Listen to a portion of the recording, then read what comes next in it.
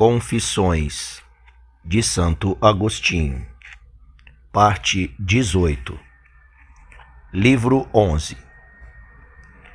Porventura, Senhor, sendo tua eternidade, ignoram o que te digo, ou vês no tempo o que se dá no tempo?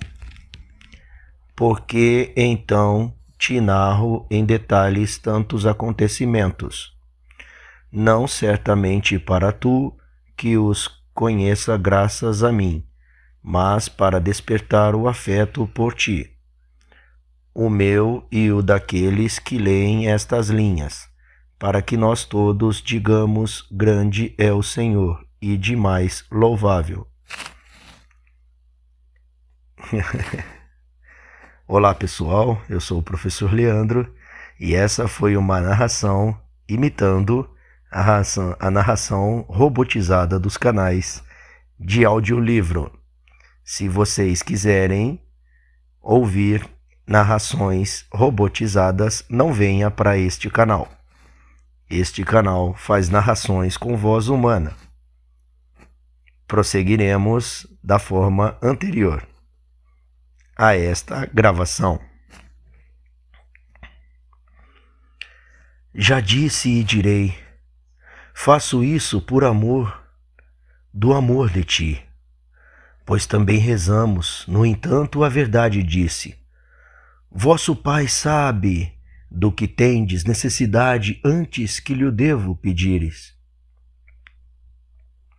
Logo, é nosso afeto por ti que manifestamos ao te confessar as misérias nossas e as misericórdias tuas sobre nós, para que nos liberes definitivamente, porque já começastes, para que deixemos de ser miseráveis em nós e nos tornemos felizes em ti, porque nos chamaste, para que sejamos pobres de espírito e mansos e aflitos, sedentos e famintos de justiça, misericordiosos, puros de coração e portadores da paz. Já te narrei muitas coisas, as que pude e quis, porque tu primeiro quiseste que eu as confessasse a ti, Senhor meu Deus, porque tu és bom, porque a tua misericórdia é para sempre. Mas quando conseguirei pela língua de meu cálamo nomear todas as tuas exortações e todas as tuas repreensões e consolações e orientações pelas quais me levaste a pregar a tua palavra e dispersar o teu sacramento a teu povo,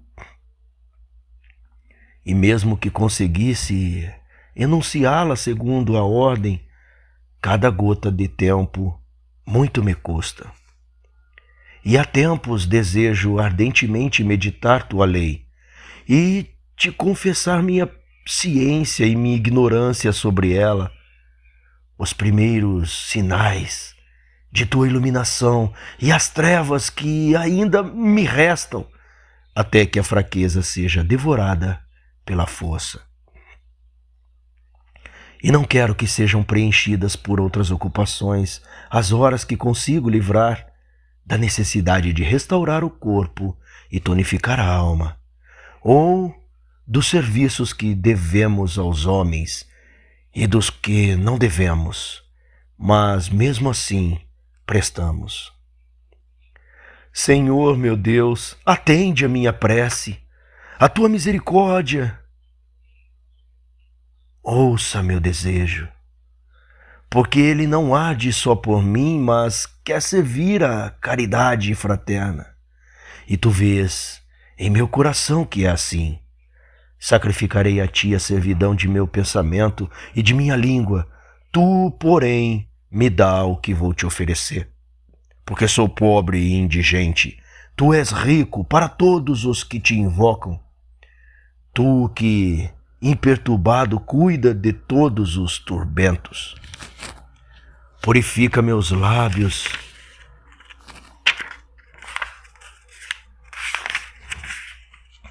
interiores e exteriores.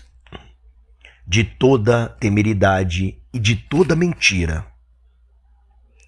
Que tuas escrituras sejam meus castos prazeres, e que eu não me engane nelas e não engane com elas. Senhor, escuta em tua misericórdia, Senhor meu Deus, luz dos cegos e potência dos fortes. Escuta minha alma e ouve-me, ouve-a clamar das profundezas. Com efeito, se teus ouvidos não estivessem até nas profundezas, para onde iríamos? Para onde clamaríamos? Teu é o dia e tua é a noite. A teu comando voam os instantes. Concede um espaço neles para as nossas meditações sobre as dificuldades de tua lei, e não as feches a quem bate à sua porta. Por certo, não quiseste que tantas páginas de obscuros mistérios fossem escritas inutilmente, ou aquelas selvas não abrigariam seus servos. Servos com seta, pessoal, que nelas se alimentam e revigoram, circulam e pastam, deitam e ruminam. Ó Senhor, me aperfeiçoa e me vela as selvas. Eis tua voz é meu prazer, tua voz mais que profusão da volúpia. Dá-me o que amo, porque amo, e isso também tu me deste. Não deixes incultos os teus dons, e não desdenhes teu rebento sequioso. Nota de rodapé em aperfeiçoa e me revela as selvas. Conferir Salmos 29, 28, 9. Vetus Latina. A voz de Deus aperfeiçoa os servos e revelará as selvas. Na interpretação de Agostinho, comentário ao Salmo 28, a voz do Senhor tornou perfeitos os vencedores e triunfadores sobre as línguas venenosas, e então revelará a eles as obscuridades dos livros divinos e as sombras dos mistérios, para que pastem nelas com liberdade. Acredita que os servos fossem imunes aos venenos das serpentes, podendo por isso circular sem perigo nas florestas. Fim da nota de rodapé.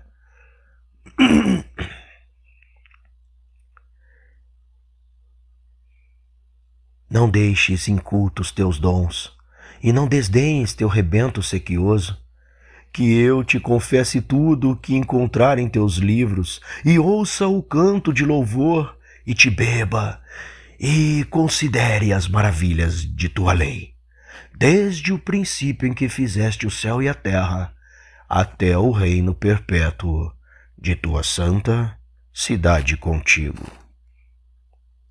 Senhor, tende misericórdias de mim e acolhe meu desejo. Julgo de fato que ele não se dirige aos prazeres da carne, nem à necessidade do corpo e desta nossa vida de peregrinação. Coisas todas que nos serão acrescentadas se buscarmos teu reino e tua justiça.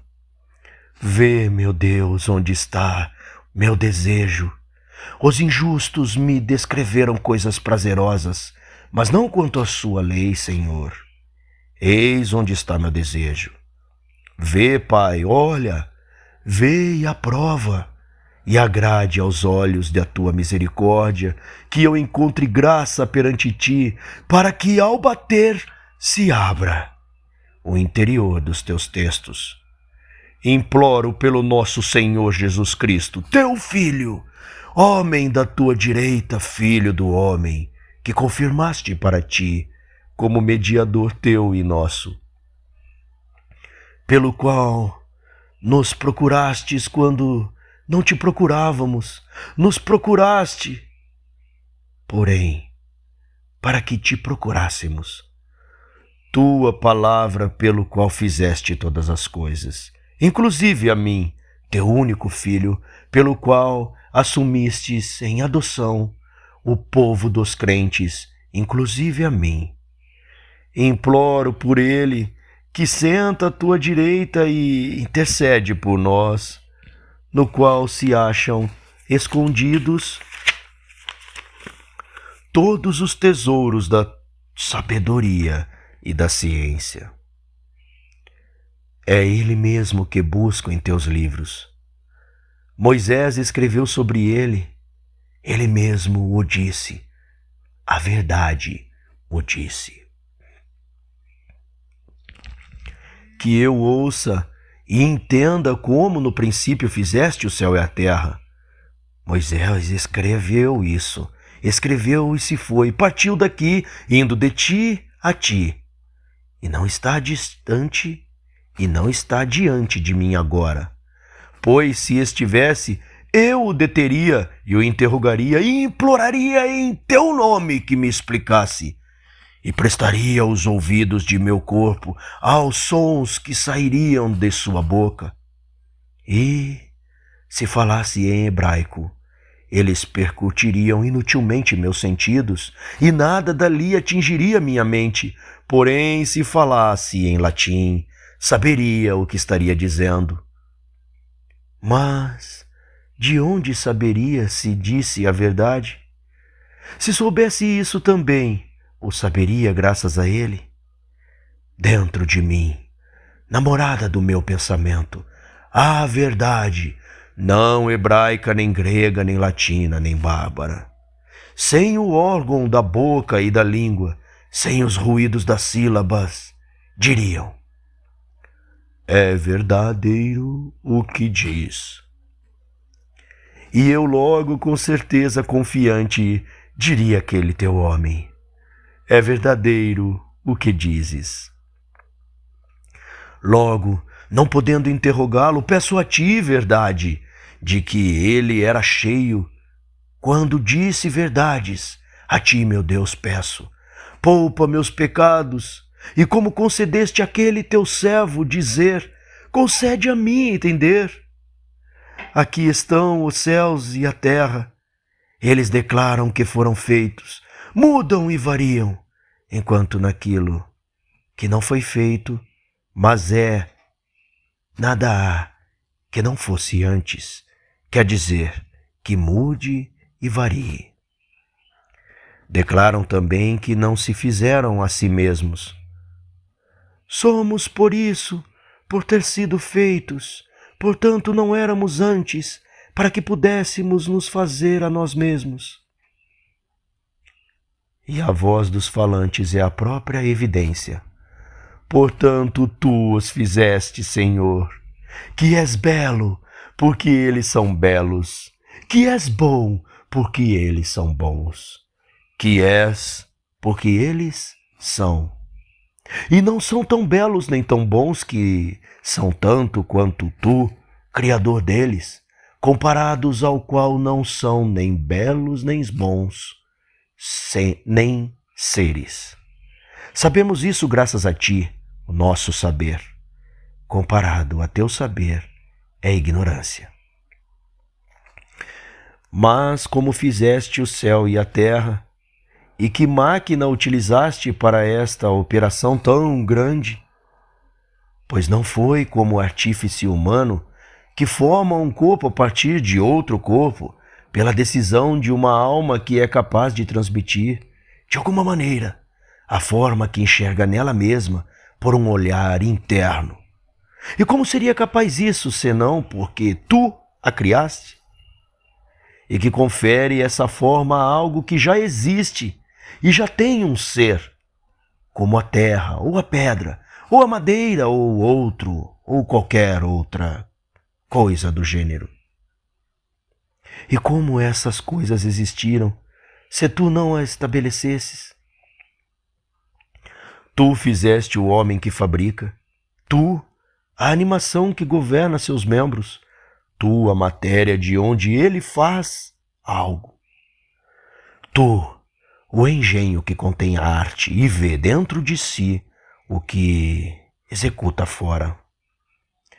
Tu, os sentidos do corpo pela mediação dos quais este leva da mente para a matéria o que faz e traz de volta à mente o que fez, para que ela julgue internamente sob a direção da verdade, se é bem feito. Tudo te louva, Criador de tudo. Mas tu, como fizeste? Como fizeste, Deus, o céu e a terra? Certamente não fizeste o céu e a terra no céu, nem na terra, nem no ar ou nem na água, porque eles também pertencem ao céu e à terra. E não fizeste o universo no universo, porque não existiria um lugar onde fazer antes que tu fizesses existir. Tampouco tinha algo à mão a partir do qual fazer o céu e a terra. Com efeito, de onde receberias algo que não tivesse feito para que fizesse algo?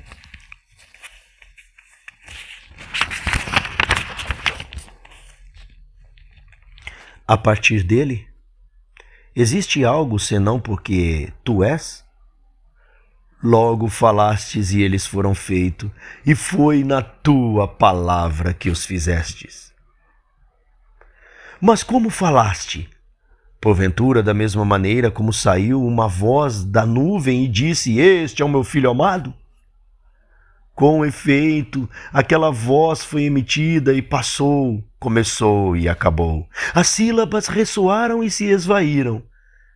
A segunda após a primeira, a terceira após a segunda, e assim, por ordem, até a última após as outras, e o silêncio após as últimas. De onde se torna claro e evidente que foram emitidas pelo movimento de uma criatura a serviço de tua vontade eterna, mas sendo ela mesma temporal. E essas palavras tuas pronunciadas no tempo foram transmitidas pelo ouvido exterior à mente ajuizada, cujo ouvido interior está voltado para a tua palavra. Mas ela comparou aquelas palavras que ressoavam no tempo com tua palavra eternamente em silêncio e disse: É de longe outra coisa de longe. Aquelas são muito inferiores a mim, e não são porque fogem e desaparecem, mas a palavra de meu Deus permanece acima de mim em eterno. Isaías 48.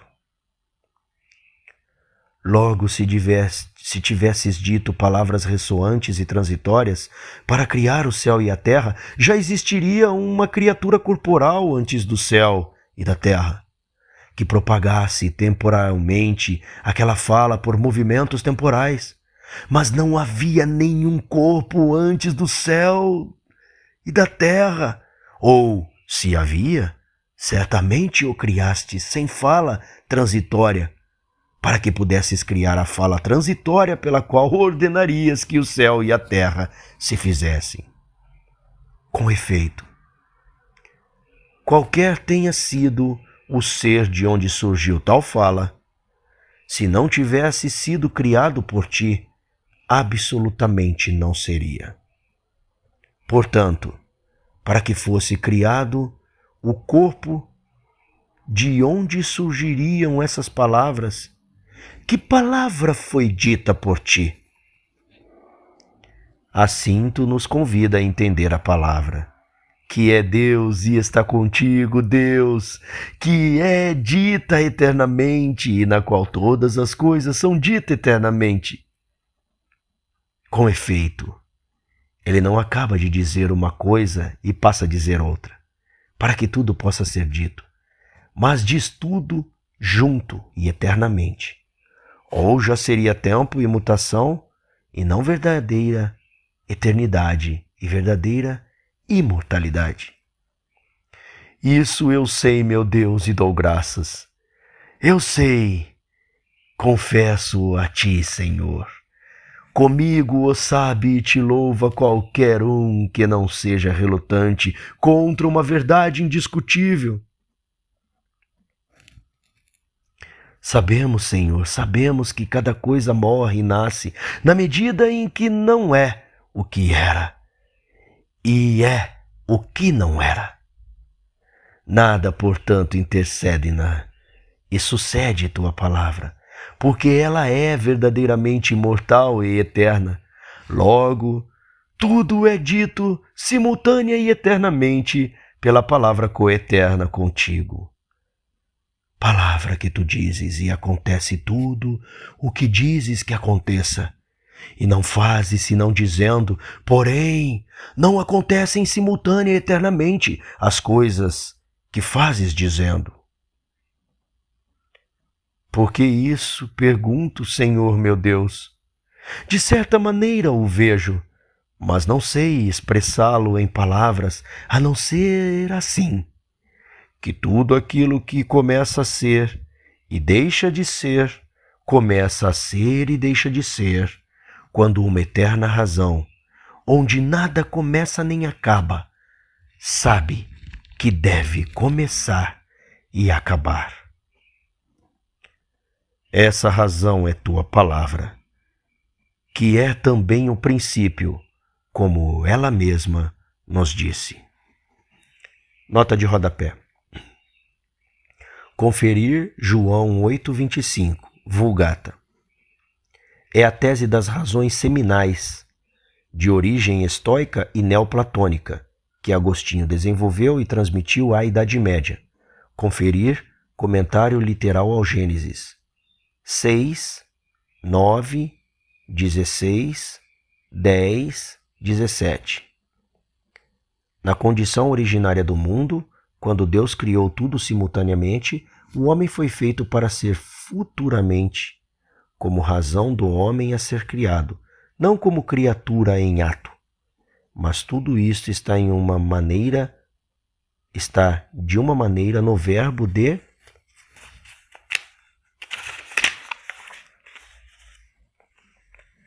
Deus, onde não é criado, mas eterno. De outra nos elementos do mundo, onde todas as coisas são criadas simultaneamente para serem futuramente. Ainda de outra, nas coisas que criadas simultaneamente segundo as causas, já não surgem simultaneamente, mas cada um ao seu tempo. Fim da nota de rodapé.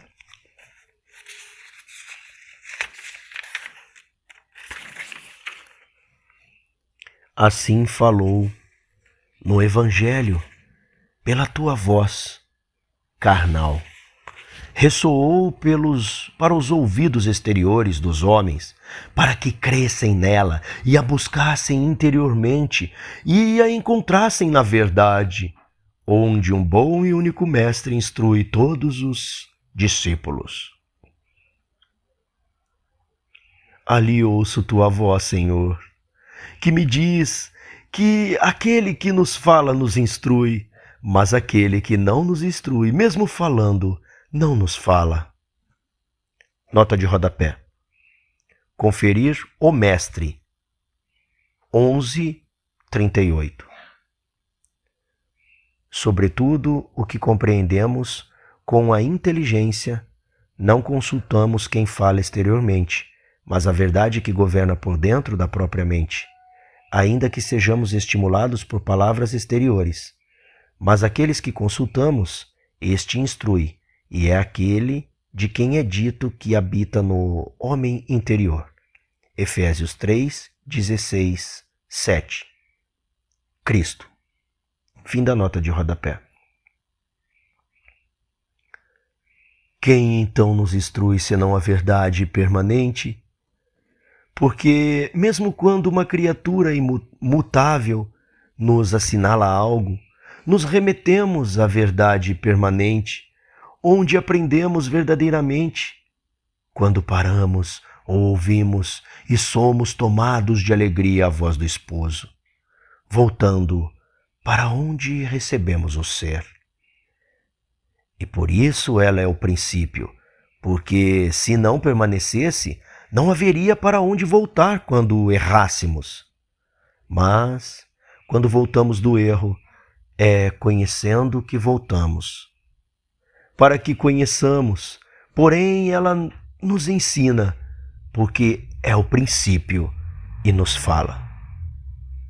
Naquele princípio, Deus, fizeste o céu e a terra, na tua palavra, no teu Filho, na tua potência, na tua sabedoria, na tua verdade, falando milagrosamente e milagrosamente criando. Quem compreenderá? Quem explicará? O que é aquilo que irradia até mim e atinge meu coração sem feri-lo? Sou tomado de horror e ardor, horror por ser dessemelhante dele, ardor por ser semelhante. É a sabedoria, é a própria sabedoria que irradia até mim, dissipando minhas nuvens, as quais voltam a me encobrir quando me separo dela, pelo nevoeiro e pela muralha de minhas penas. Porque meu vigor se enfraquece em miséria, a ponto de não suportar meu bem, até que tu, Senhor, que te tornaste indulgente com todas as minhas iniquidades, também cures todos os meus males, e redimirás minha vida da corrupção, e me coroarás de amor e de misericórdia, e sancionarás de bens meu desejo, porque minha juventude se renovará como a da águia. Nota de rodapé. Salmo 103. 102, 3 a 5. Conferir comentário ao Salmo 102, 9. Dizem que a águia, quando oprimida pelo envelhecimento do corpo, já não pode mais se alimentar devido ao crescimento desmedido do bico, pois a parte superior do bico, que se dobra em gancho sobre a parte inferior, por crescer desmedidamente na velhice, por seu comprimento não deixa que abra a boca. Oprimida pela fraqueza da velhice e pela falta de comida, ela se debilita muito. Então dizem que ela, batendo o bico contra uma pedra, o quebra e se livra da parte superior que lhe impedia de engolir a comida. Volta a se alimentar e tudo se renova. Depois da velhice, torna-se quase uma águia jovem. Volta a força dos membros, o brilho das plumas, o movimento das penas, voa alto como antes. Daí a analogia como a ressurreição. Fim da nota de rodapé. Com efeito, somos salvos pela esperança e aguardamos tua promessa na perseverança. Que te ouças falar internamente quem pode. Eu, confiante no teu oráculo, exclamarei: como são magníficas suas obras, Senhor, e todas fizeste na sabedoria. Ela é o princípio, e naquele princípio criastes o céu e a terra. Não estão cheios de velhice aqueles que nos perguntam: que fazia Deus antes de criar o céu e a terra? Com efeito, se permanecia ocioso e não fazia nada, por que não se manteve assim também em seguida, e não se absteve da obra como antes? Pois, se apareceu em Deus um movimento e uma vontade nova de produzir uma criação que nunca produzira antes, como poderia ser ainda a verdadeira eternidade? A vontade de Deus não é uma criatura. Como poderia ser ainda a verdadeira eternidade, se nela surge uma vontade que não era? Com efeito, a vontade de Deus não é uma criatura, mas anterior às criaturas, porque nada poderia ser criado se não fosse precedido pela vontade do Criador. Logo, a vontade de Deus pertence à sua própria substância. Ora, se surgiu na substância de Deus algo que não estava nela antes, então não é verdade que aquela substância seja eterna. Se, porém, era eterna a vontade de Deus que produziu a criação, porque a criação também não seria eterna? Aqueles que falam assim não te compreendem, ó sabedoria de Deus, luz das mentes.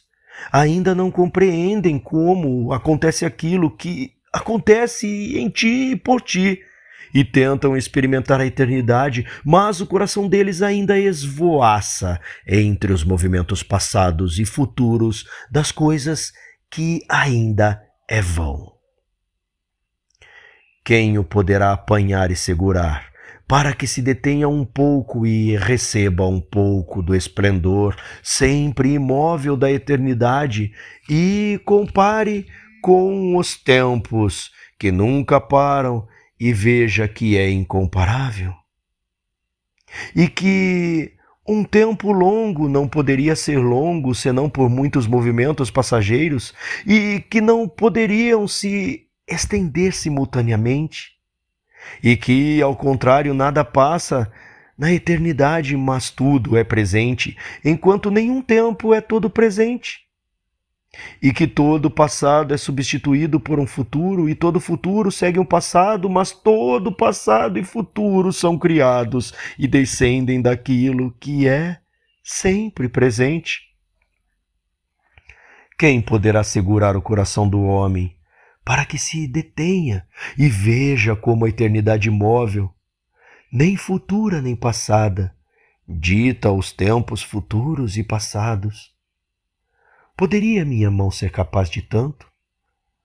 Ou a mão de minha boca realizar em palavras uma ação tão grande? Eis o que respondo a quem pergunta: o que fazia Deus antes de fazer o céu e a terra?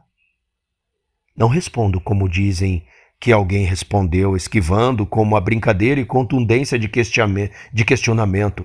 Preparava o inferno para quem investigava mistérios profundos. Não respondo assim. Prefiro responder: não sei o que não sei. A ridicularizar quem investiga mistérios profundos e enaltecer quem responde falsidades.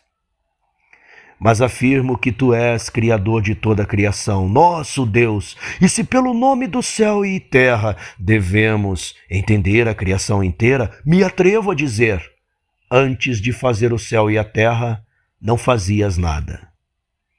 Com efeito, se fizeste algo, o que farias a não ser uma criatura?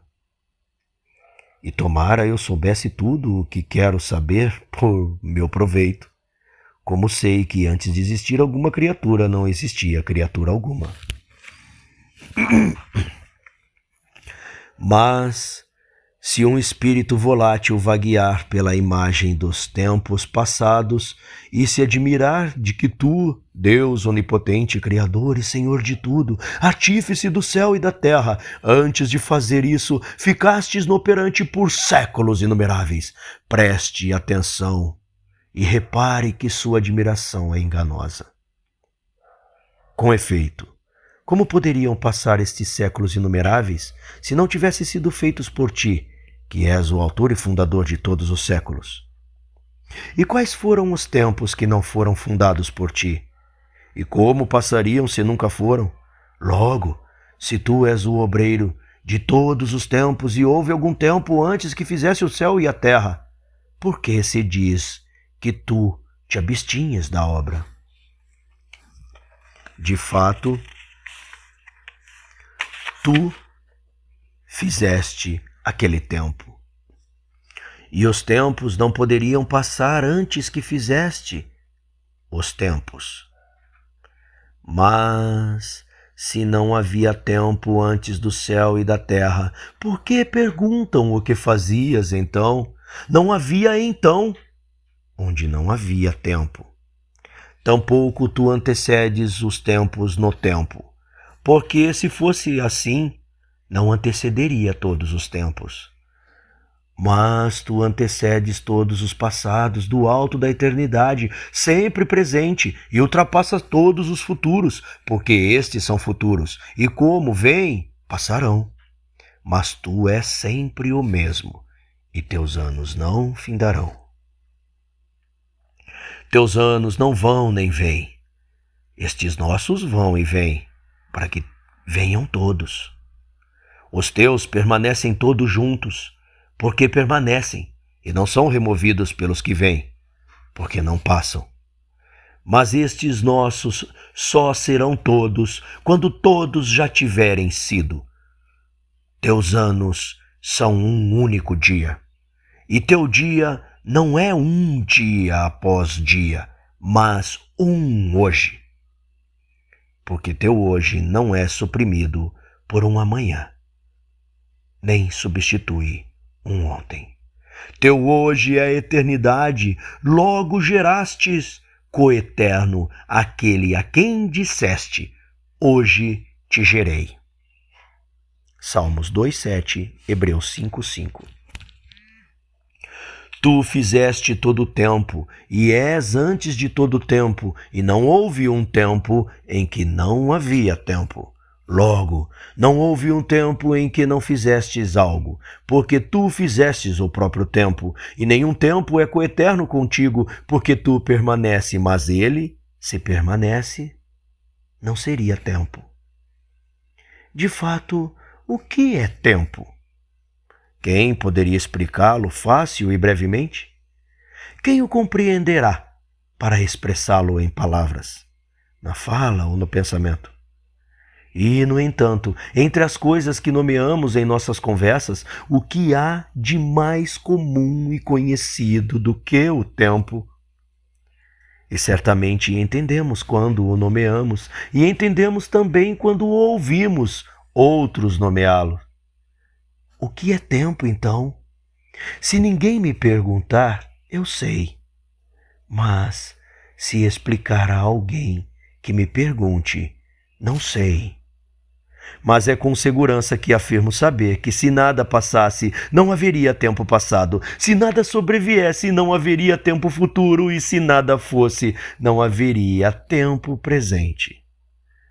Logo, aqueles dois tempos, passado e futuro, em que sentido eles são? Se o passado não é mais e o futuro ainda não é? Mas o presente, se fosse sempre presente e não se tornasse passado, não seria presente e sim eternidade. Logo, se o presente, para que seja tempo, há de se tornar passado, como podemos dizer, a respeito dele também, que é, se a razão de sua existência é deixar de ser. De maneira que não afirmamos com verdade que o tempo é, senão porque ele tende a não ser. E, no entanto, dizemos tempo longo e tempo breve. E não dizemos isso senão do passado e do futuro. Chamamos longo tempo passado, por exemplo, a 100 anos. E longo tempo futuro daqui a 100 anos. Chamamos tempo breve no passado, digamos, a 10 dias. Breve futuro daqui a 10 dias. Mas em que sentido é longo e breve aquilo que não é? Com efeito, o passado já não é, e o futuro não é ainda. Não digamos então é longo, mas no passado foi longo, e do futuro será longo.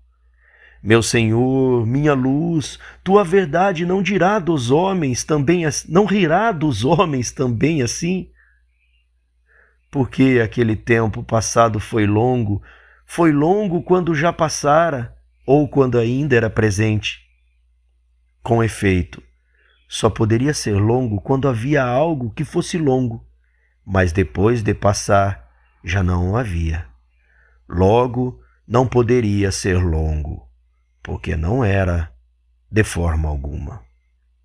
Portanto, não digamos o tempo passado foi longo, porque não encontraríamos algo que seja longo quando, pelo fato de ser passado, já não é. Mas digamos, aquele tempo presente foi longo, porque enquanto era presente, era longo. De fato, ainda não passara, deixando de ser, portanto havia algo que pudesse ser longo. Em seguida, quando passou, o que deixou de ser simultaneamente deixou também de ser longo. Vejamos então, alma humana, se o tempo presente pode ser longo, por que te foi dado perceber as durações e medi-las? Que me respondes? Que 100 anos presentes são um tempo longo? Mas vê, antes, se 100 anos pode ser presentes. Com efeito, se estiver no primeiro ano deles, este é presente, mas 99 são futuros, logo não são ainda. Se porém estiver no segundo ano, um já é passado, outro presente e os restantes futuros. E assim acontece se pusermos como presente qualquer ano dentro deste número de 100. Antes deles serão passados, depois deles futuros. Portanto, 100 anos não podem ser presentes. Vê se pelo menos o único ano em que estamos pode ser presente. Mas nele também, se estivermos no primeiro de seus meses, os outros serão futuros. Se no segundo, o primeiro já passou e os outros não são ainda, logo, nem o ano em que estamos pode ser inteiramente presente, se não é presente inteiramente. Não é o ano que é presente. De fato, um ano tem 12 meses, os quais qualquer mês em que estivermos é presente. Os outros são passados ou futuro, se bem que o mês em que estamos tampouco é presente, e sim um único dia. Se for o primeiro, os outros serão futuros. Se for o último, os outros serão passados. Se for qualquer um entre eles, estará entre dias passados e futuro. Eis o que o tempo presente, que descobrimos ser único e que deveríamos chamar de longo, é reduzido ao espaço de um único dia. Mas discutamos também isso, porque nem sequer um dia é inteiramente presente. Com efeito, é composto por um total de 24 horas, noturnas e diurnas. Em relação à primeira delas, as outras são futuras. Em relação à última, passadas, e todas as que estão no meio têm antes de si horas passadas e depois de si futuras. Mas até uma única hora é feita de partículas fugazes. Todas que já se foi é passada, todas que ainda resta é futura. Se for possível conceber um elemento do tempo cujo momento não possa ser dividido em partes minutíssimas, só este poderia ser chamado presente. Todavia, ele passaria tão imediatamente do futuro para o passado que não se entenderia por duração alguma. Com efeito, se estendesse, dividir-se-ia um passado e futuro. O presente, ao contrário, não é extensão. Onde está então o tempo que afirmamos ser longo? No futuro? Não digamos então é longo, porque ainda não há nada que seja longo, e sim será longo. Mas quando será? Se mesmo então for ainda futuro, não será longo, porque ainda não haverá nada que seja longo. Mas se então for longo, porque de futuro que ainda não é, já se tornará presente e passará a ser, para que haja algo que possa ser longo, os argumentos acima já atestam que o tempo presente não pode ser longo. E, no entanto, Senhor, percebemos intervalos de tempo e os comparamos entre si e chamamos alguns de mais longos, outros de mais curtos. De fato, medimos quanto um tempo é mais longo ou mais curto que outro e concluímos que este é duplo ou triplo. Aquele é simples ou que este é extenso quanto aquele. Mas medimos os tempos que passam, quando medimos pela sensação, porém, os tempos passados, que já não são, e os futuros que ainda não são. Quem poderia medi-los, a não ser alguém que ouse dizer que pode medir o que não é? Logo, o tempo pode ser medido e percebido enquanto passa, mas quando já passou, não pode, porque não é mais. Continua no próximo capítulo.